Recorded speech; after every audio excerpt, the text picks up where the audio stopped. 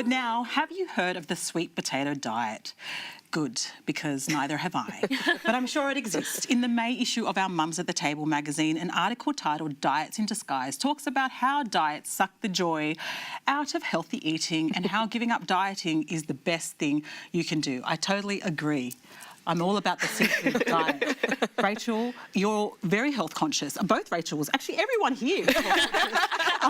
What is it about diet? It depends what week you speak to. Yeah. It's like, hang on a second. I'm surrounded by these healthy ladies. Before you even get into that, just to be clear, being vegan, you can just eat potato chips, and that's still and Oreos. That's Vegan's right. a diet, yes, or is it a lifestyle? Do you think? Because you're vegan. You're vegan. Have been vegan. Did it work for you? Yeah, I felt a lot better. I definitely felt healthier, but it was very laborious. Like to prepare everything from scratch was really time consuming, and it did suck a lot of the joy out of my life, but I felt better for it. As I consequently had more kids, I gave up on that sort of lifestyle, or what diet, whatever you want to call it, and sort of just went, okay, we just survive now. Do you think we're obsessed with dieting this day and age, or are we like just obsessed with health?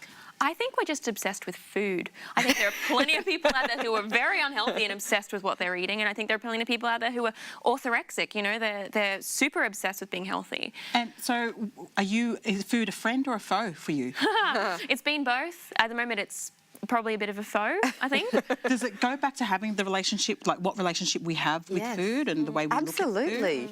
If we were able to control our appetite, I think in general, our lives would be so much better, because I honestly think it is one of the biggest barriers that people come up against in their life on a day-to-day basis, because you're eating 2, 3, 4 times a day, you know. So what do you mean barrier when you say you think it's one of the biggest barriers? I just think it comes back to like self-control, and if we could just control our appetite, it would just just filter into so many different areas of our life. How do you self-control when it comes to food? Like, I see a delicious chocolate cake, I'm like, have a piece, have 2 pieces.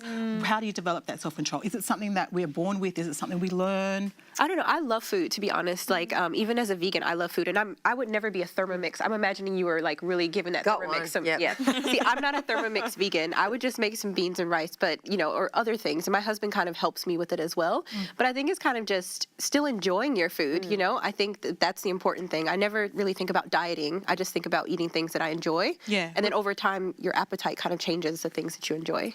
And I think when you eliminate some things out of your life and you've been off them for a long time, you don't crave them as much. Well, that's what I found, because I did it for 2 years. I did a whole vegan for 2 years solid, so I prepared everything from scratch, no wheat, no dairy, no sugar even. Wow. I know, I was really motivated at the time, and, that motivation has clearly dropped off. Yeah. But yeah, I can't even say where that motivation came from. It was just down, I'm like, that's it, that's where we're going. Wow. Look, thanks, ladies, for the insights. One thing that's helped me is to remember that everything I eat needs to nourish a cell inside in order for the outside to flourish.